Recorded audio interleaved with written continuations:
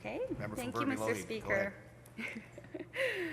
I'm happy to take my place in this debate on behalf of Barnaby Lougheed in support of the motion to the House that Bill 24 not be read a second time now, but the subject matter be referred to the Select Standing Committee on Finance and Government Services, and further that the committee be empowered to invite witnesses to appear before it to assist in its deliberations. So the level of grievance about Bill 24 is severe. It has been expressed both, I think, intelligently and emotionally by British Columbians from all walks of life since it was introduced last month, and I believe that many members in this chamber have echoed the case at length, myself included. I would like to thank the member for Nelson Creston for this very important amendment as we continue to urge the government to consider the facts, the science, and the testimonies against Bill 24 fully and soberly with the public before proceeding. Now, last month's press release from the Pacific Regional Society of Soil Science, a nonprofit organization for professionals and students in soil science and land resource management, I think that's worth revisiting. I know it has been quoted a number of times, but I would like to also bring that up and discuss it once again. I think the obvious importance of evidence-based decision-making and the concern around the way in which Bill 24 was formed and tabled, it really couldn't have been articulated better. So I will quote, themed on the intergenerational transfer of knowledge, soil scientists from around the province discussed the complex issues related to land use management and soil science with a particular focus on the ALR. Dr. David Connell, a professor in the School of Environmental Planning at the University of Northern British Columbia, spoke about the challenges of integrating public priorities, making particular note of food sovereignty. And food sovereignty is a word that I will come back to later on. He says that food sovereignty is a growing part of political landscape. So with the introduction of Bill 24, he says there were serious concerns expressed by the several senior professionals that the splitting of the province into two zones, one of which would receive less protection than the other, is a real problem. With Bill 24, we will not only lose ground in the literal sense, but also in the public policy sense, said Dr.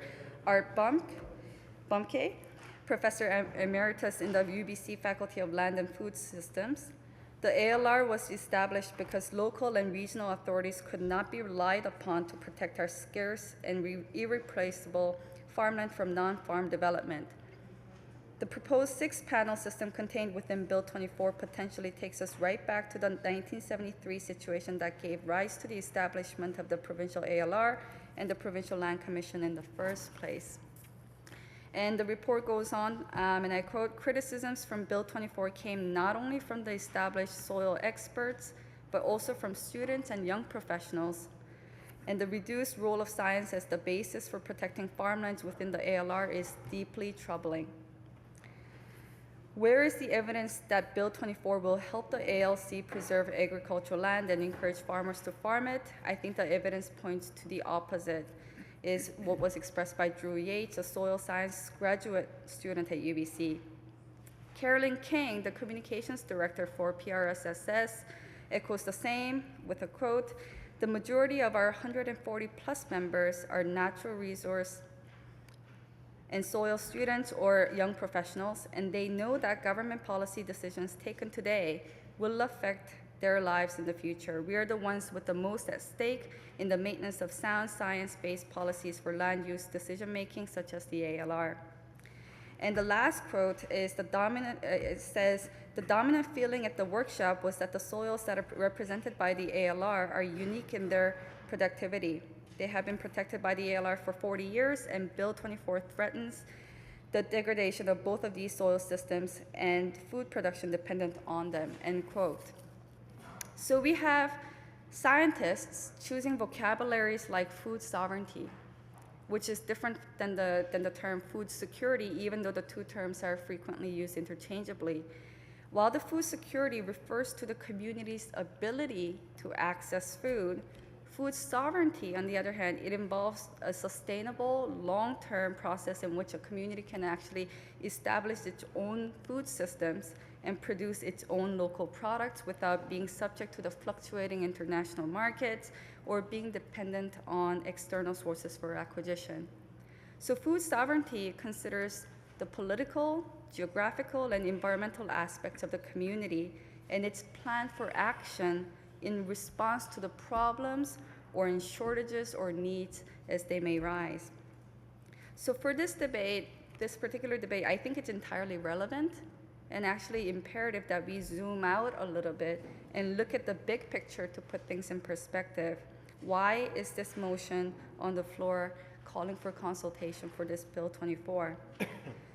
In this global economy, we can't be just dissecting the microcosm of what we have and what's happening right here in BC. From the climate change to the price of the world food commodities, we need the government to consult. We need the government to consult the history, the trends, and the trajectories, not just locally here, but also globally, in order for us to know what the short-term and the long-term consequences are for this Bill 24. And the motion is calling for the government to allow its committee to do just that. So let's first take a look at what a city is. I went back and spent a lot of time researching so that I can get a better perspective on all this. So our urban cores, like the Lower Mainland, for example, which alone holds 2.6 million people, that's accounting for 59% of our entire provincial population, which must have grown because this is based on the 2011 census. So a modern city can be thought of as this gigantic creature that depends on local or global resources feeding into it to sustain it. So for BC, we rely much more on the imported goods than the locally produced goods, even if we have the capacity to produce our own, which is interesting. Our agricultural potential here is not fully realized nor leveraged at this point, which is it's a whole other story. But with that in mind, so in the future, and I don't think we're talking about distant future here, we're talking about future in progress right now, we know that the global supplies of food cannot be guaranteed, and it's getting rapidly expensive. So what happens if and when there is a glitch or there's a stop in the external supply and transportation of our resources? Most cities, as you would imagine, would descend very quickly into absolute anarchy. But how quickly? And I was surprised when I found this out. It's only going to take 48 hours. 48 hours for our cities to collapse completely without having that constant feeding in of food and energy and clean water. So we know that these gigantic creatures of consumption was largely created back in the 19th century during the Industrial Revolution, when we saw massive migration of people from the countryside into the city. So those who remained on the land in the countryside then had to come up with increasingly intense farming practices and methods in order to produce and meet the requirements of urban dwellers who can't feed themselves. So canals, railways, and roads were allowed. The roads are what allowed the first industrial cities to be established and to be supplied regularly with their daily nutrition and get them delivered. But the problem with that is that this resulted in establishment of a food chain that is dependent not just on the complex transport infrastructure and the fuel to power that, but also modern fertilizers to increase the shelf life to survive the storage, as well as the travel that was required of these resources. So as a consequence today, and this is an interesting fact, for every calorie of food that we eat that's on our dish, for every 1 calorie, we had to use 10 calories worth. That's 10 times as much energy in petroleum in order to get that delivered and powered. In 1998, the food traveled by truck 1,500 miles in order to reach our plate, which is a 22% increase since 1981. So in 17 years, the food is traveling a distance of 300 miles longer to get to the consumer from the field. And I think soon enough, this type of addiction of modern city to petroleum, it's not sustainable.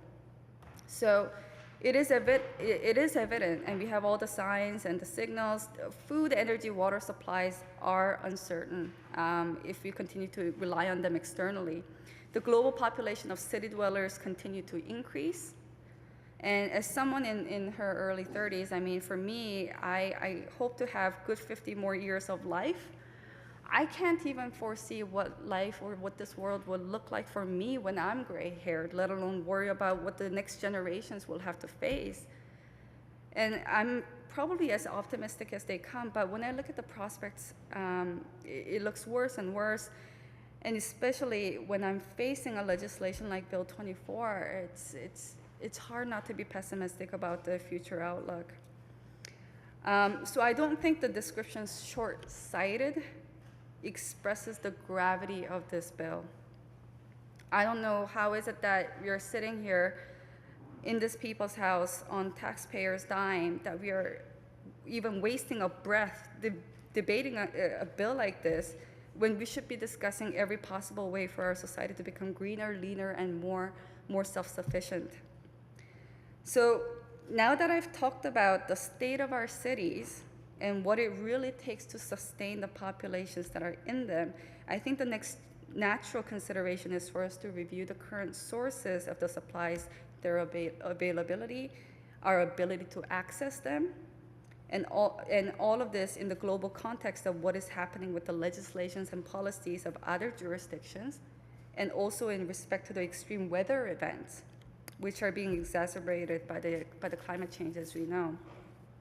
So the first place that I would like to point your attention to is looking at the price of the world food commodities from the United Nations Index. So if you assign the base index of 100 units on a scale of food price in 2005, so if 100 is the base unit going back 10 years, where we are today, it's at 180 units. So what that means is essentially the price of food has nearly doubled in less than a decade. There are two big reasons for this, the experts say. The first has to do with the production of ethanol in US under the George W. Bush administration that was passed in 2005 and 2007, the two legislations designed to increase the ethanol production for gasoline additive, or in other words, as a biofuel substitute for petroleum. So I'm using this as an example to show how some of the legislations that come into effect without full consideration, without full consultation, can lead to some devastating, unforeseen results. So in order for US to produce this very large quantities of petroleum derived from corn, essentially, and the number at that time, they were looking at 57 billion liters per year by 2022. That's according to his 2007 Energy Independence and Energy Security Act. And they used corn as their substrate. Corn can be fermented into alcohol. So that was their pathway into producing oil, essentially. And so over 40% of American corn production went to ethanol production. And in order for them to do this, the government provided very generous subsidies, 45 cents a gallon. And while the rationale at the time was that the government was trying to rid themselves of as much dependence on the imported Middle Eastern oil, and I'm not here to comment on whether that was a good objective or not, but the problem there was that by diverting such a big portion of corn crop to fuel production instead of food and livestock production, the world price of corn shot up globally because US is the major supplier of corn to the world. So from $100 per ton in 2005, the price went to $300 per ton in 2008. So within 3 years, the price tripled.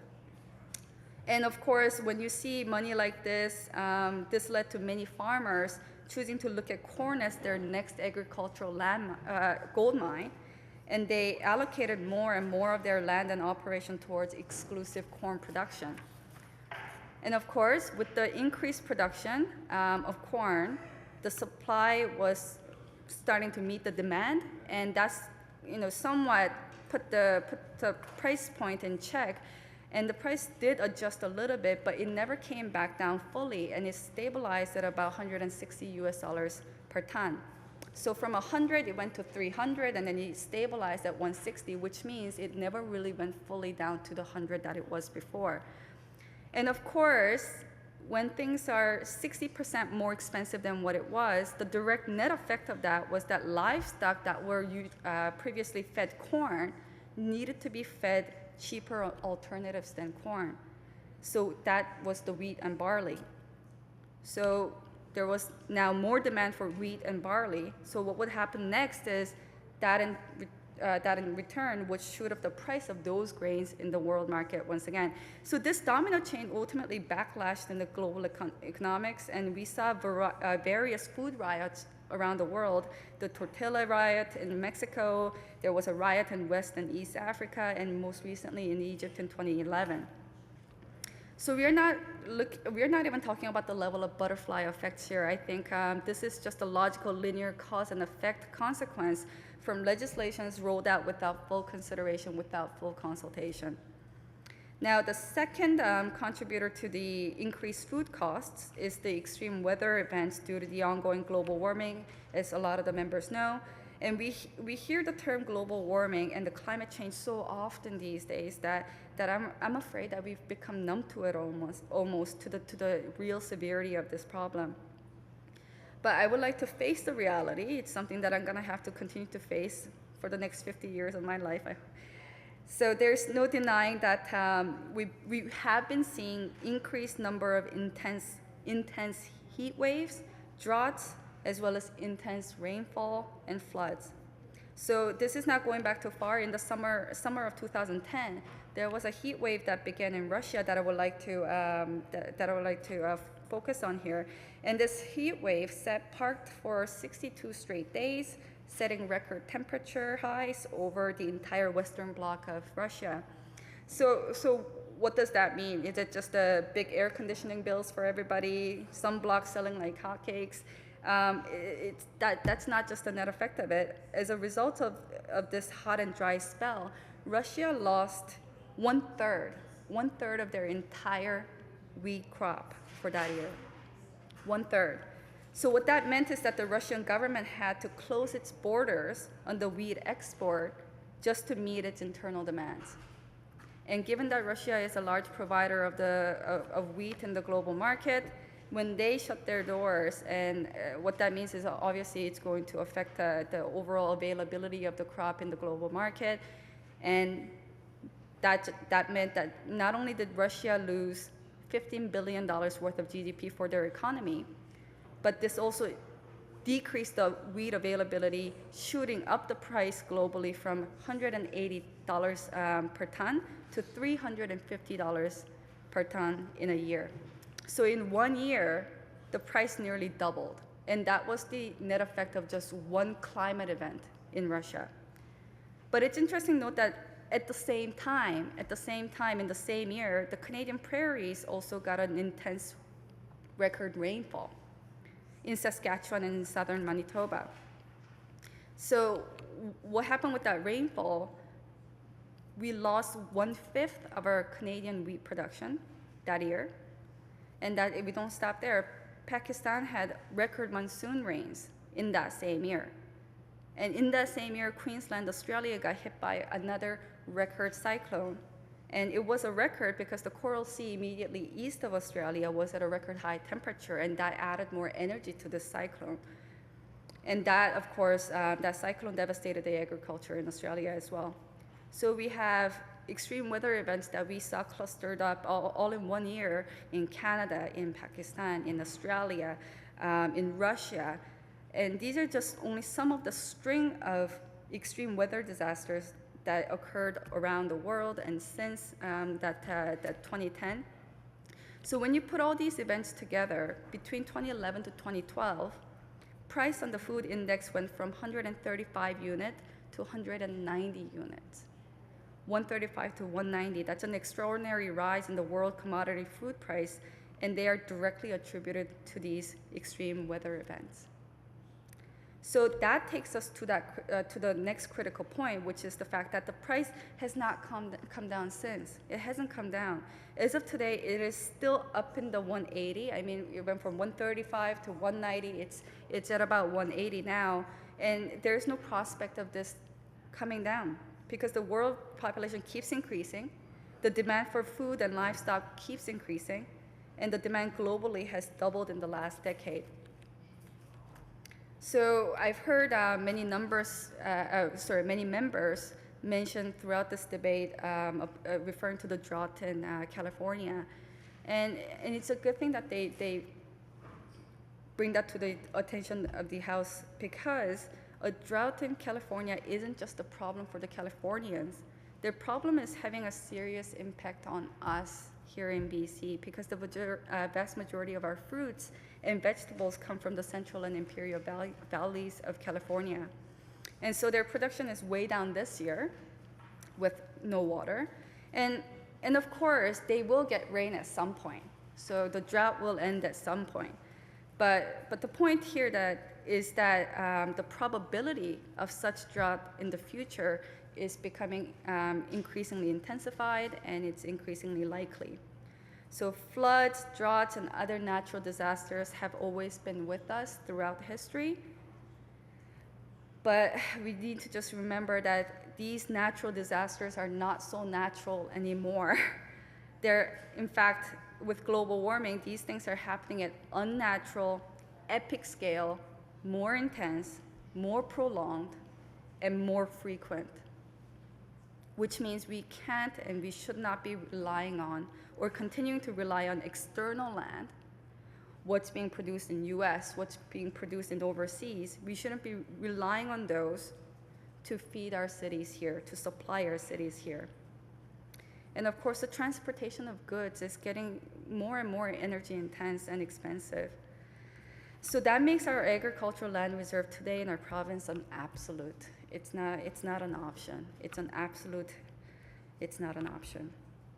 So I think the World Commodity Food Index, Food Price Index that I've just laid out shows how the ethanol acts in US skew the world food price in the mid-2000s, and how the extreme weather events, of which we can expect more in the future, drove the food index very high from 2010 and onwards, with no signs of it going down.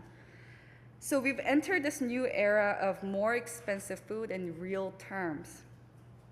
And who gets hurt first and foremost would be those people that are least able to pay. So that's further and further imposing more and more hardship on those in the society that I think we have the responsibility as a collective to empower, not further punish. So we need to do what we can at the provincial scale to buffer these changes afoot in the rest of the world, and preserving that tiny fraction of land in BC upon which we can grow food. And I think that's a really important, critical step that we need to continue taking in that direction. One of the things that I keep thinking about as I was preparing for my response to this motion and for the discussion of ALR at large is, I keep asking myself, where is our sense of urgency? For many members, for my parents, maybe it's not going to be in their lifetime that they see some of the disastrous consequences of this. But for me and for the children that I don't have yet, I think these will be real difficulties that we're going to have to struggle with. But so with all that said, I'm going to get teary-eyed just thinking about it, so I'll stop there. But with all that said, there are 3 reasons with which I would really like to appeal the government, that I would like to beg the government to pass this motion and seek comprehensive consultation on Bill 24. So the first reason is that the premises for which Bill 24 were built are weak and flawed at best. And the scientists and the subject matter experts must be consulted for their evidence-based rationale that they have, which will prove that that is the case, that Bill 24 is based on weak premises. Second reason is that I believe there are many other green, pro-economy, and forward-thinking policy improvements that we can pursue instead with much better prospects. And lastly, the last reason is that the government needs to earn the social license with the public, with the people of British Columbia, both the generations who established the ALR for all the right reasons, who fought hard for it for decades. and of course, the generations to come who will suffer the consequences of this Bill 24. So on the first point, on the various flaws of Bill 24, I would like to highlight a few examples. One of them is the false perception of ALR growth over this past decade. And I think the David Suzuki Foundation did a fabulous job with that when they released the report with several recommendations. The report suggested that the so-called growth of ALR land to all-time high of 4.7 million hectares, which sounds great. It sounds like it's going in the right direction. But it points out that this was in fact mainly due to adding less productive land in the northern BC. And the report goes on to further criticize that this masks the loss of land in more fertile areas. So although there has been a net gain in the ALR lands over the years since the BC Liberals have been in power, many of the province's most agriculturally productive regions have actually lost ALR lands during the period of 2001 to 2012. So while Bill 24's proposed Zone 2 has seen a net gain of 42,000 somewhat hectares since 2001, the proposed Zone 1 has seen a net loss of nearly 4,000 hectares. So 4,000 hectares, I can't draw that picture in my mind, so I like to convert it to something that I can relate to. So 4,000 hectares, that's about 7,600 football-sized field land for agriculture in Zone 1 that is now gone. Just gone. So that's one of the false perceptions. Now, next example, another example of the flaws of Bill 24 is the false assumption of the bill about the ALR Zone 2 arability. So when the government speaks of some land within ALR that may be deemed inadequate for agriculture, all of them can be addressed with the current powers of the Commission to undertake those boundary reviews. And scientists are calling out that these assertions of lower quality agricultural lands and climate in Zone 2 that merit supposedly a possible removal or rezoning, this claim is patently false when examined in the light of objective soil science data and agriculture capability ratings, ratings that incorporate the substantial body of climate data gathered during the Canada Land Inventory. So we have the Bill 24 saying the land in Zone 2, it could be compromised, it's okay. But we have scientists that are saying the exact opposite. In fact, they use very strong words. They are saying it's patently false when examined in the light of data. So it is also important to note that the lower capability soils, even those that are classified rightly so, even those are actually more productive depending on the type of crop, and it can be more suitable for livestock production. So this government's claim that the land is less productive in Zone 2 it has been entirely refuted by the scientists, and I think if the government would take the proper consultation with these experts, they will find it to be agreeable. Now, the next example of the flaw of Bill 24 is its false claim for the support for farmers. And I think this has been raised and quoted a number of times by colleagues in this House, but I really can't think of any other way to better articulate this point than how Andrew Bennett, a young farmer in Rossland, has said it. So I quote, "We do not have the finances to own farmland, so we operate entirely on leased parcels.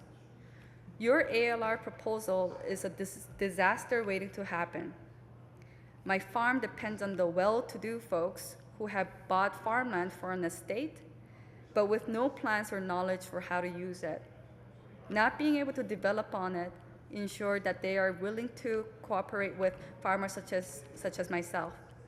Of course, they would like to develop it. They would make more money. If you allow them building and subdivision rights, will they be willing to cooperate with me to continue leasing? No. And farmers like me all over the province will lose any chance we ever had of owning a farm, because farmland will not only crumble into postage stamps, Thank you. but prices will skyrocket. Thank you, member. Oh, am I done? Oh, wow, okay. I have 6 more pages.